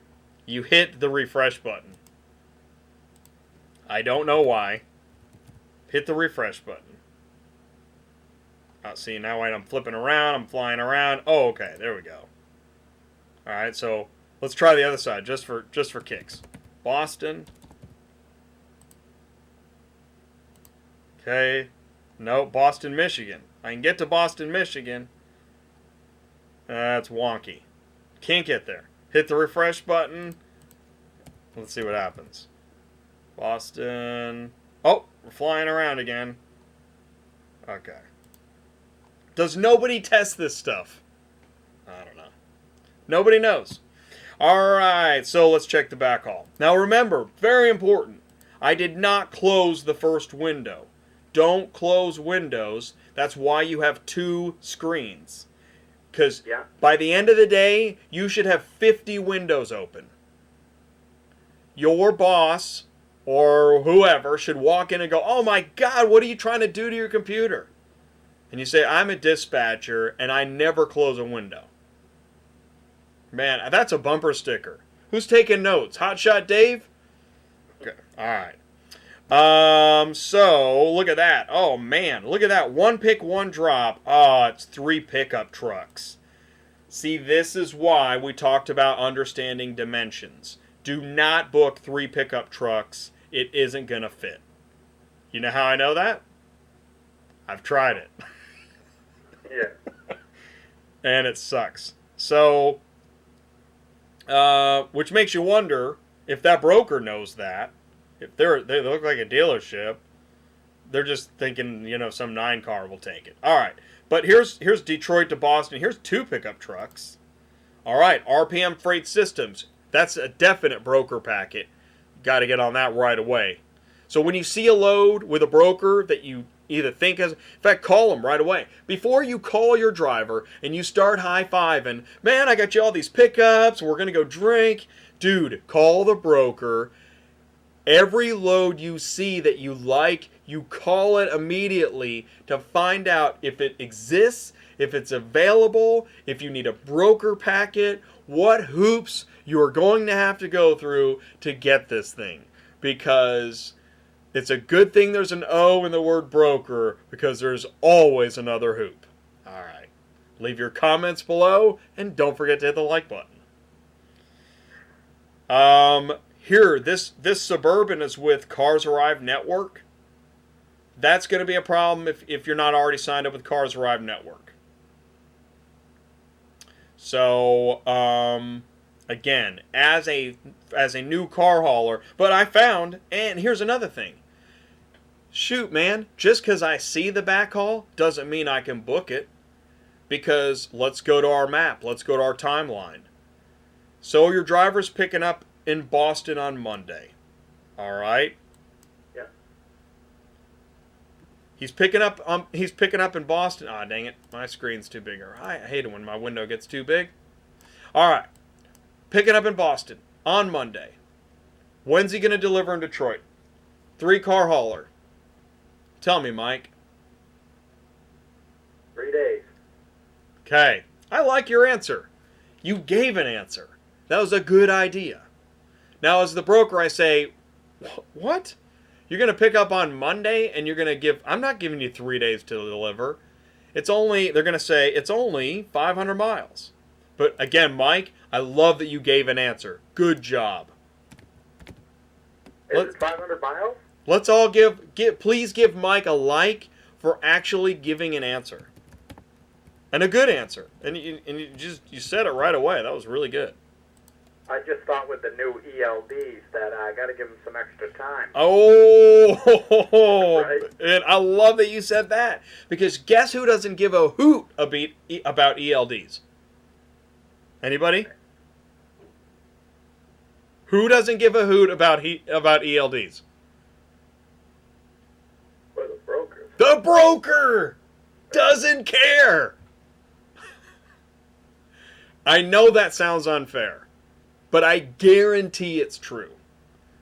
Because ELDs are for drivers and nobody else. According to, well, that's kind of how things work. If it's not in my way, like when people are driving. Listen, you need to get out of my way. I don't know you. It doesn't matter to me. Okay? You're in my way. Right? This is a steering wheel. He can't comment yet. But the broker doesn't care about ELDs at all. That's your problem. That's not my problem, right?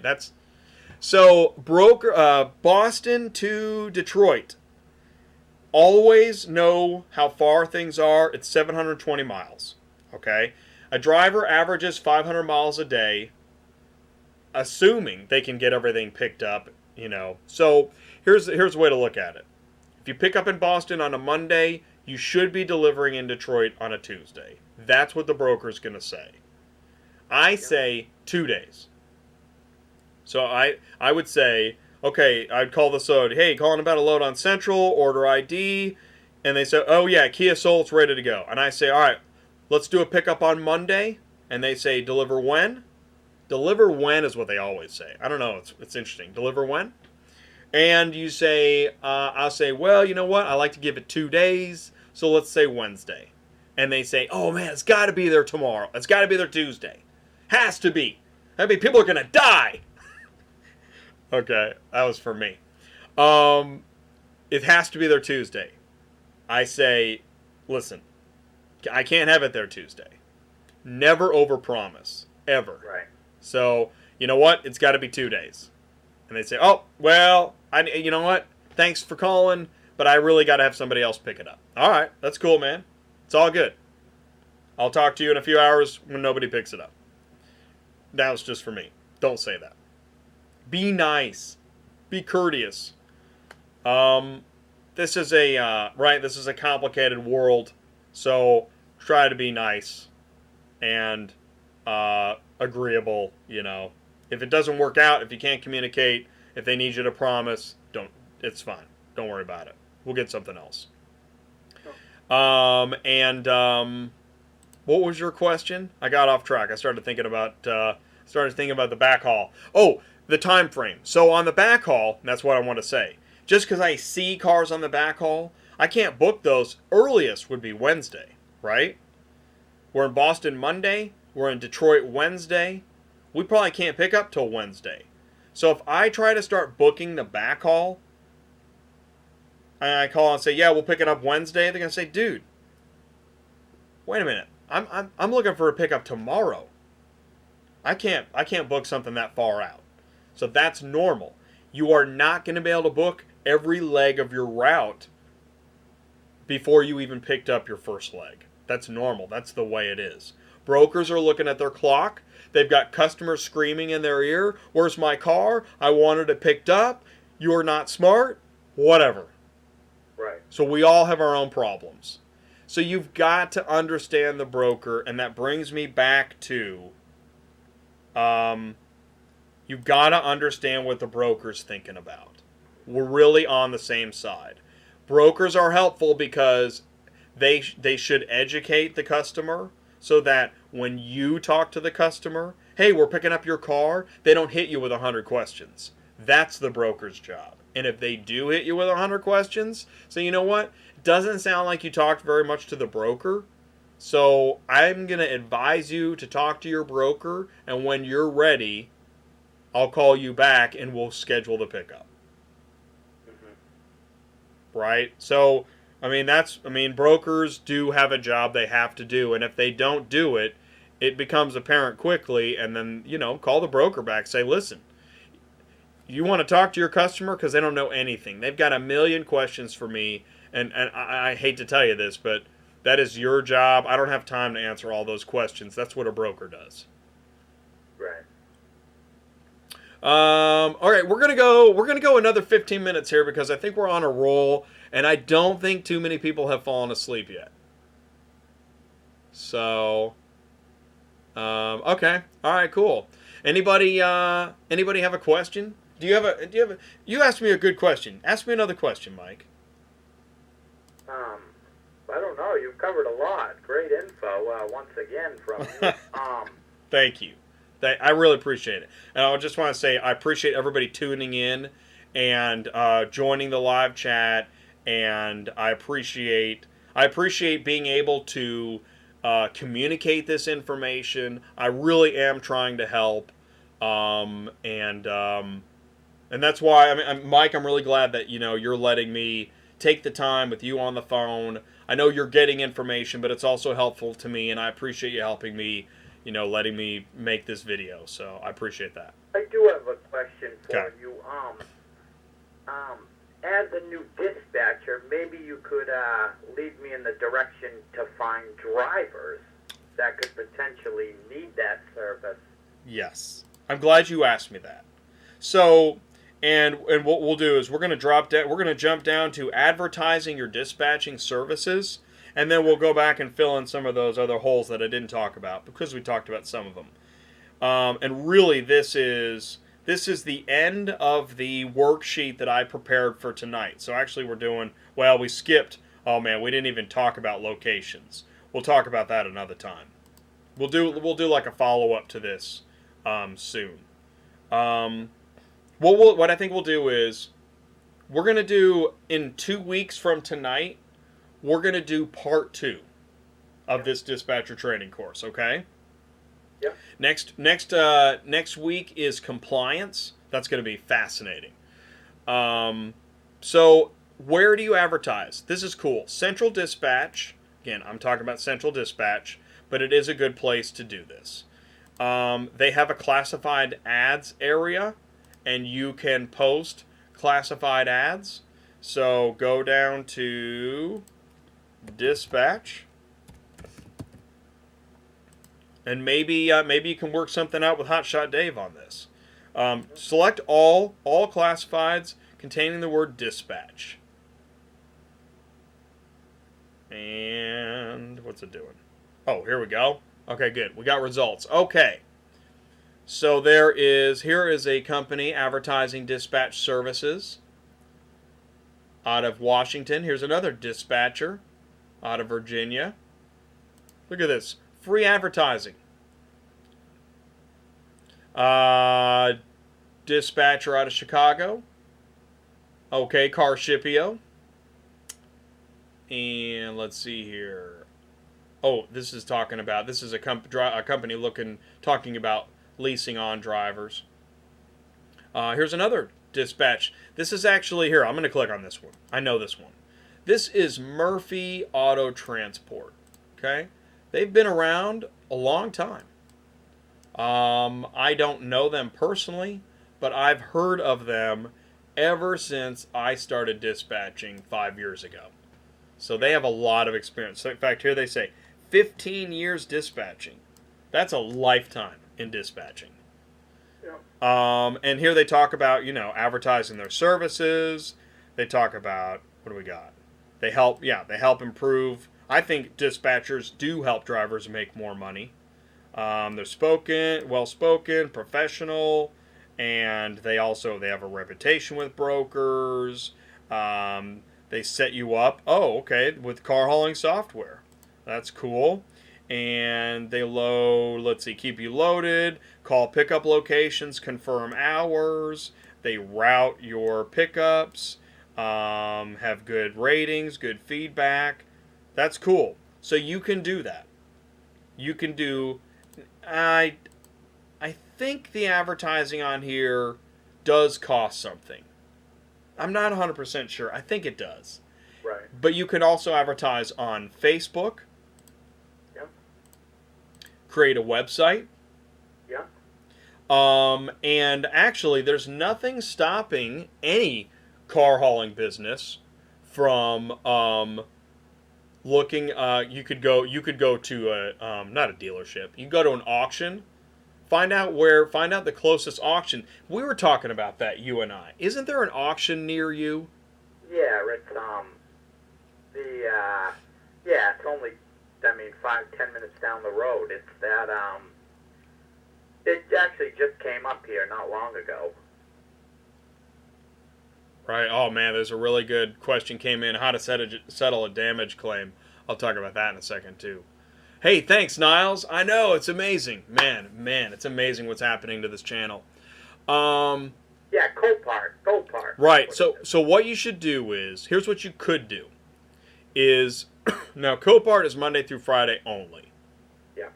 Basically like 8 to 4:30. But if you went down to the Copart, 1 day a week, 1 day every 2 weeks, whatever you can do. Yeah. Go down there. In fact, you could set a goal. Go down there this week, if you can, and spend an hour down there, and you don't have to have anything other than just talking to guys. Say, hey, is this a 3-car hauler? I'm learning about car hauling. Is this a 3-car hauler? Oh, you're driving a dually. You're driving a Freightliner. Guys will talk about their trucks and trailers, no problem. And you could say, are these cars run and drive? I'm learning about dispatching. I'm interested in being a dispatcher. That alone, you will find at least one guy to talk to for at least a half hour. That's really my opinion. Right. Because they're waiting on forklift drivers or they're waiting on stuff. There's people waiting at auctions all the time. Which actually gets into one of the difficulties of being a dispatcher is drivers are waiting on stuff all the time. But you could go to an auction, strike up conversations, do some learning, make some contacts. Hey, do you know anybody looking for a dispatcher? I'm a new dispatcher in training, so I'm offering a discount. Yeah, Niles, can't wait to have you on the show, man. I mean, I recommend that you do that. Right. Talk about how great Auto Transport Intel is. Shameless. So, but yeah, I mean, do that. Yeah. So, start on your website. Do you have a domain name? Don't tell me it. But do you have a domain name? I don't yet. Okay, think of a good domain name. Yeah. Google car hauling dispatch services. See what other go to their websites and see, you know, and that is, man, you know what's great? Anytime you're going to do anything, you just Google the competition and learn about the competition. Right. Yeah. And come up with your language. Create a flyer. Create a couple paragraphs. You can watch this video and you can list the things that I say that dispatchers do. Speed, time, ability, you know, not that vague, of course, but I'm giving away this spreadsheet and information. I haven't asked, well, I am asking if you are so inclined and if this is helping you. Wow, what's happening there? I'm trying to minimize this box. If you are getting help from this, I will ask if you're able to super chat. We are accepting, you know, super chat through YouTube. You can donate to the channel. Feel free to contact me. I'm available for consultation. But this information, this spreadsheet, I spent a couple days really fine-tuning, putting this information together, and I'm giving it out free. All my videos, you know, right? It's just free information, so I hope it helps. But you asked me, I want to go back to what you asked me about. Okay, you asked about dispatching services, and I gave you that answer. I want to fill in some of these blanks, and then we're going to wrap it up in the next 10 minutes, okay? Yeah. I said never force a driver to pick up loads they don't like. If, you know, let the driver's going to dictate his route, his rates, his specs, timing, location, broker. If they don't like something, talk about it. Think of it like a fight, like a bad argument. Yeah. Talk it out. Make notes. Learn from it. If it keeps happening, it's not going to work out because it's not going to stop. I've worked with so many different drivers, so many different types of drivers, and I've had drivers that all we did is argue. Dude, it's not working out. We don't have to do this. It's time to move on. Yeah. But if I have to cancel a load, I call the broker. I'll take the blame. You know what? I'm a dispatcher. I failed my driver. I screwed up. I said the wrong pickup day or whatever. I should not have booked it. I'm sorry. I need to cancel this now. I am not waiting till tomorrow. No, I can't take it as a favor. I'm not doing any favors. This is a business. I can't take it. I'm not negotiating. I'm canceling. Goodbye. Yeah. Right? Just like when the telemarketer calls you. No, I don't need this new couch. I'm not buying this blender or whatever, and I gotta go. Right. Facebook notification. All right. Which gets into boundaries and expectations. The driver expects you to book a certain revenue per week. The driver expects you to keep some level of office hours, to be available, to understand their route, understand their truck and trailer, and to understand their work habits. You can't book him to California if he thinks he's home tomorrow night. I talked about understanding trip planning, next legs and backhaul. Is there anything coming back? Planning ahead, broker timing. Listen, man, don't book your backhaul before you've got your first leg booked. I've done that too. That's a nightmare. Got one car booked going.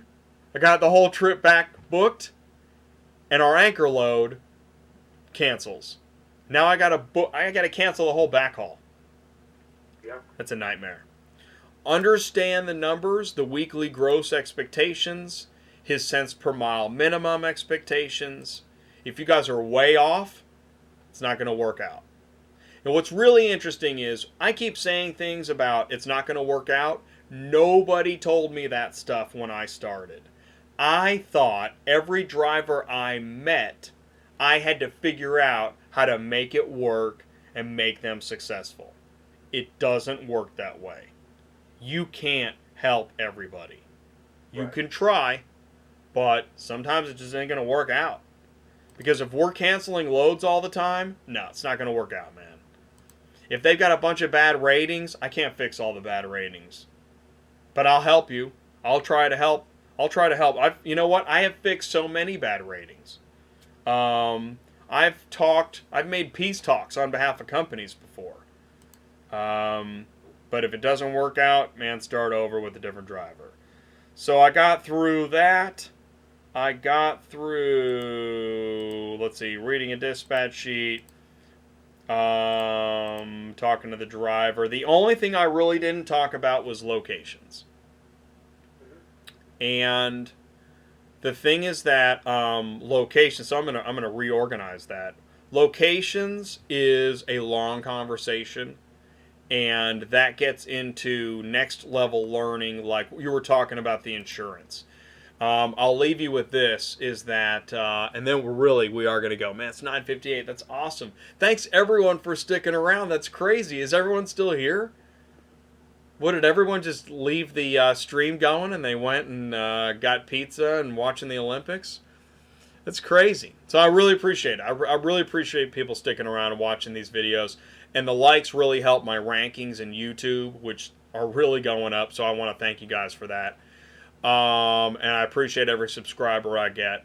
So I'm going to leave you with this, is that, Mike, you were asking me about insurance, and that there's a lot to know about insurance, and that is that, number one, your driver needs to give you their insurance agent contact information, and you want to call them and introduce yourself, and you say, hey, I'm the dispatcher for Joe. He may have already called.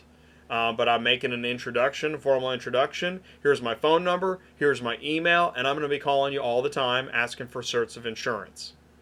Yeah. Now, note, when you called them, if you had to call and got a bunch of busy signals and they left a voicemail and they called you back a day later, that's what it's going to be like getting certificates of insurance. Okay? So I like it when an insurance agent always picks up the phone. Hey, what's going on? How can I help? And I say, I need a certificate of insurance, and I have it in 5 minutes. I'm like, oh my gosh, this is the best. This is a very good sign, right? But if you leave them voicemail, they don't call back, or it takes them all day. Well, thank you, the one and only. Thank you. If it I worked with a driver. There's a driver. I love working with this guy. But his insurance company was the worst. And I used to call them and just try to do I was like, I had to beg them to please just get on your computer and hit some buttons and output a certificate of insurance. It's not that complicated. And I know it's not, because I've had companies that they blow them right out. And that's what you're looking for. Now, what does it take to get a certificate of insurance? And this phrase, I keep saying it, certificate of insurance. It's a little strange at first, but when you start doing this, but what it is it is a copy of the insurance the driver's insurance. It names the driver, the company, the type of coverage they have, just like you have insurance because you drive a car, right? Yeah. Okay, and you could call your insurance company, say, hey, can I get a copy of my insurance? And they might say, why do you need that? Because that's not something people say. But you say, you know what, I just can't find it. Can I get a copy of my insurance? And they probably say, yeah, give me a few minutes and I'll email it to you. That's essentially what a certificate of insurance is. It's just a copy of your current insurance coverage. Yeah. Now, as a car hauler, they need liability, which pays in case there's an accident or a claim against a carrier for an accident. It pays the medical bills, etc., of those that got injured, right? Mm-hmm. And I am not an insurance agent, so I may get some of this terminology wrong, and I'm sorry for that. You can comment below after you like. But aside from automobile liability, I know I'm saying that wrong. Cargo insurance. That's the big one. You've got to have cargo insurance, okay? And a broker expects $50,000 of cargo insurance for each vehicle you put on your trailer. Now that is a big number. So a 3-car hauler often only has 100,000 in cargo insurance. And a broker does the math right away and goes, "Hey, you're a 3-car hauler. You have 100,000 insurance. Aren't you missing 50,000?" Yeah. They're looking for a reason to not use you. And that's where you could say, "Let me check with my driver." Because I just told you what they expect him to have, and he doesn't have it. And you can't, just like you can't let a broker make you promise to pick it up tomorrow, you can't promise the broker that you'll talk to the driver and up the coverage. You are a messenger. You can't force anybody to do anything they don't want to do. If the driver has 100,000 in cargo, that's what it is. So if the broker has a problem with it, say, "Let me check with my driver, but I guess it sounds like we can't get this car." And then you call your driver and say, "Hey, the broker said this. You don't have enough cargo insurance." And the driver probably already knows that. And he's trying to figure out how to make more money to pay the insurance companies, because like we saw in the Facebook news, what these guys get asked to pay annually is incredible. Right. Which is why the cost of a load board is cutting into the ability to do business. Right. Yeah. So, certificate of insurance is just that. It needs to have liability, cargo, and then in the cargo insurance, they want to see the amount of the deductible. Because maybe they've had a claim or had a problem, and those are the 3 things they want to see on the certificate of insurance. It needs to have a date. The coverage needs to not be expired. It needs to have the insurance, the number of the insurance policy. The policy number needs to be on there. And then, the final piece is the certificate in the lower left-hand corner lists the name of the broker. Right. And that's why you call the insurance company, say, "Hey, A&W broker needs to be listed. Here's their company info. Here's their address." And that's why I like to email insurance companies. Copy and paste the broker's info, email the rep. They email me a cert back, or they can email. In fact, when a broker says, "Can I get a certificate of insurance?" get their email address. So when you email the insurance agent, they can just email the certificate direct. And then you just keep calling. "Hey, did you get that certificate?" Call the insurance agency. "Hey, did you do the certificate?" Call the broker. "Did you get that certificate? Did we get the load? Can I high five? What am I doing?" Right. And that's what a dispatcher does, is literally all day long just more phone calls to get things to happen. Yeah. So that's the certificate request process. Nice. So, all right, guys, it is 10:05. So here's what we're gonna do. We are going to call it a night, because it literally is a night. I know it's 11 o'clock your time. Yeah. Before I let you go, do you want to ask me anything, or are we at a good stopping point, do you think? No, we're at a great stopping point. Awesome. Yeah, you give a lot of great information. Helps a lot of people. I know it does. Thank you. Are you learning? I mean, do you think you're learning something? Oh yeah, Yeah, Cool. it's really hard to be on the phone and watch it because of the delay. Yeah. But I'll definitely go back and watch the video Yeah. a few times, you know. Yeah. Well, and I appreciate you being on the phone, because when I do training, and that's why I've never made a video, when I do training, it helps to be in the communication process. Right. So I appreciate you being the experiment, and I'm the experimenter, and you're the experimentee. So I appreciate that. Yeah, no, it's awesome, yeah. Cool, cool. All right, well, I will, for round 2 in 2 weeks, we'll go into locations, and then I'll work on getting into the next levels of the dispatcher training course. Awesome, great, yeah. Cool, man. Cool. Okay. Well then, All man, you have a great night, and I'm gonna put you down. Can you do it in 2 weeks? We're back yeah, on. Definitely, yeah. All right, cool, man. All right, then I will talk to you. I'll give you a reminder in 2 weeks. All right, Jay. All right, thanks, bye. Mike. You have a good night. You too. Thanks. All right, thanks. Bye. Okay.